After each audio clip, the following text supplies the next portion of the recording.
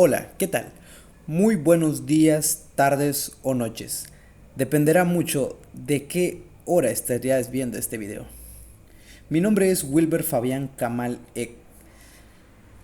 Soy alumno de la carrera Mecatrónica en la escuela UT Chetumal. Estoy en el primer parcial del segundo cuatrimestre y el siguiente tema que veremos se llama ángulos.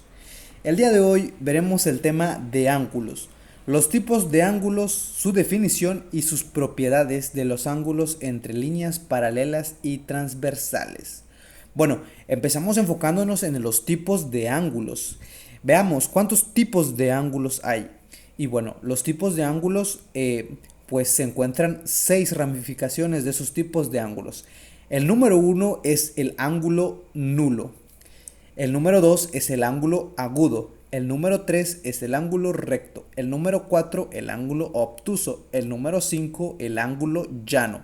El número 6 un ángulo completo. Veamos un poco más allá de sus características y definamos un poco más qué son esas características. El ángulo nulo, como su nombre bien dice, un ángulo nulo, pues su medida es de 0 grados y en el segmento de entre la vértice y sus dos rectas no hay ninguna abertura, el ángulo es nulo, entonces por lo tal mide 0 grados. Pasamos al siguiente ángulo, que es uno de los ángulos agudos. Se llama ángulo agudo al ángulo que mide entre 0 a 90 grados. Aquí se encuentran todas las aberturas que estén desde 0 a 90 grados, pero sin llegar a los 90 grados, que ahí ya se les consideraría de manera diferente. En estos ángulos se encuentran muchos tipos de ángulos de los triángulos que más o menos oscilan entre los 0 a 90 grados, sin llegar tanto al caso de los 90 grados. Y a esto se le llama un ángulo agudo, que hay una abertura entre el vértice y las dos rectas. El ángulo recto se denomina ángulo recto al ángulo que mide 90 grados de abertura. En estos 90 grados se encuentra el vértice entre la apertura de 90 grados y es muy típico encontrar estos ángulos en los ángulos de los rectángulos o los cuadrados, los cuadriláteros, siempre se encuentra a 90 grados. Y la suma de sus lados nos da como resultado los 360 grados. Así que cada parte de estos ángulos es una parte esencial para poder obtener un ángulo completo, que eso veremos más adelante. El número 4 o el siguiente es el ángulo obtuso. Se denomina ángulo obtuso al ángulo que mide entre 90 a 180 grados. Aquí ya los 90 grados ya estaríamos sobrepasando el ángulo recto. Entonces se le denomina así a cualquier apertura que esté entre los 90 a 180 grados, sin llegar a tanto a los 180 grados, por así decirlo. Una vez llegando a los 180 grados y manteniendo la apertura, ya creo que se le consideraría un ángulo llano. Entonces, entre 90 a 180 grados se encuentra el ángulo obtuso. El número 5 es el ángulo llano. Se llama ángulo llano al que mide 180 grados de apertura. Entre el vértice y las dos rectas, los dos segmentos de recta, hay una apertura de 180 grados y esta apertura se le llama ángulo llano. Un dato muy interesante es que los tres ángulos de un triángulo rectángulo o cualquier triángulo, la suma de esos tres ángulos nos da como resultado un ángulo llano, que ya vendría siendo 180 grados. El número 6, para finalizar, es el ángulo completo.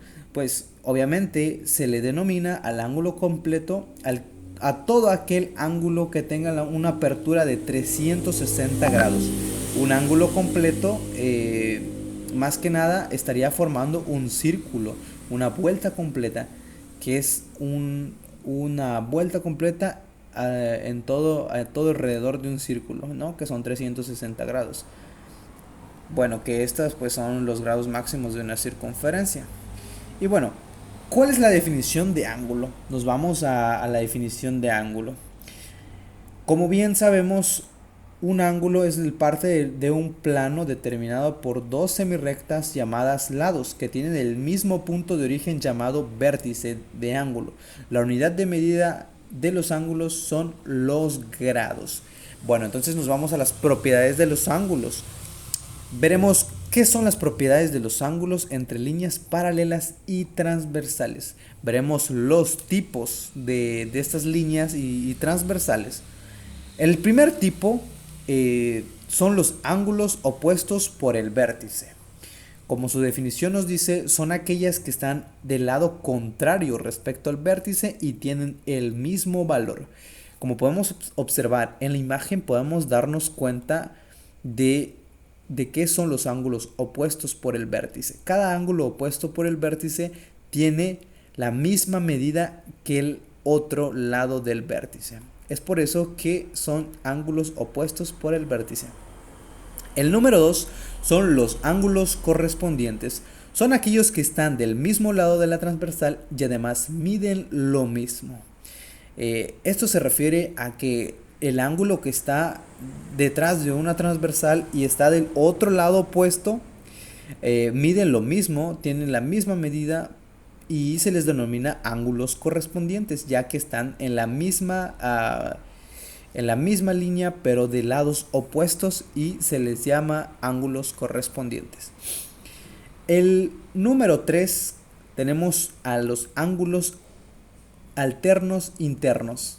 Son aquellos que están alternados, uno de cada lado de la transversal y además están al interior de las líneas paralelas y miden lo mismo.